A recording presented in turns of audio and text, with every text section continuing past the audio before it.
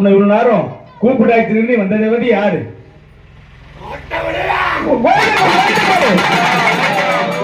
அப்பா யார் தெரியுமா? அந்த கோட்டையில வாழ்ந்துகிறவன். எந்த கோட்டை யாருக்கும் தெரியாது. ஏதோ கோட்டையில வாழ்ந்துகிறாரு முனியாண்டி சொல்லுவோம். நம்ம வேலூர் கோட்டையில அந்த கோட்டை உள்ள அந்த முனியாண்டி ஆள் இருக்கும். கோட்டை முனி அந்த உள்ளதான் இருக்கும். அது எதிர் நோக்கி தான் வெளியே வச்சுக்கிறாங்க. அப்படி கிடையாது.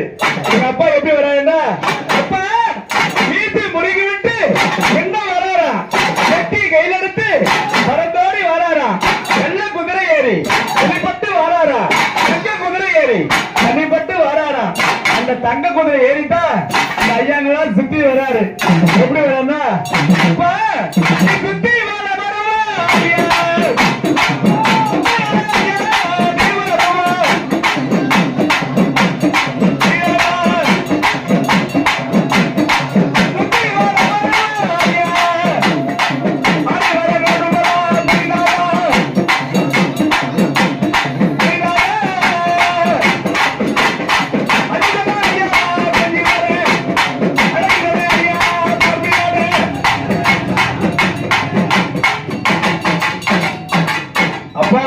இந்த எல்லையில உன்னை கூப்பிட்டு அழைக்கிறோம். இந்த பூஜை சந்தோஷமாயாப்பா? எந்த ஒரு குறை இல்லையே. இந்த மக்கள் எல்லாம் சிக்கிச்சல நோனுடைய சிக்கிச்சல கட்டி காப்பாற்றணும். சந்தோஷமா?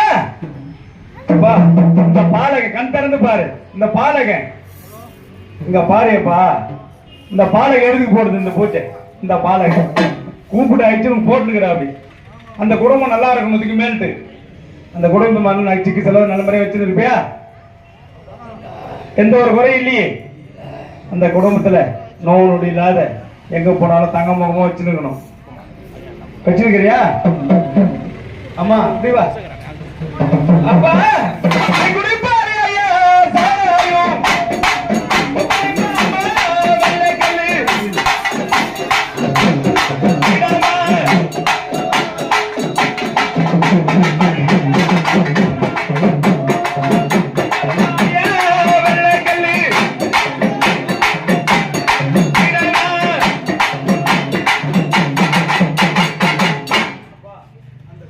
மக்கள் எல்லாம் சிக்கி செல்லாத வச்சிருக்கணும்.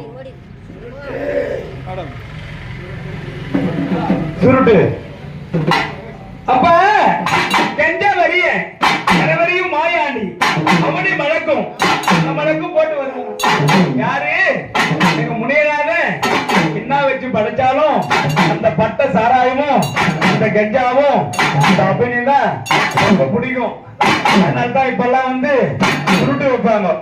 கெஞ்சா வச்சா புடிச்சு போடுறான்ட்டு சுருட்டு அப்பே தயாரிச்சு வைக்கிறாங்க. யாருக்கு? முனியாண்டிக்கு. பட்ட சாராயத்தை குடிச்சிட்டு வராண்டா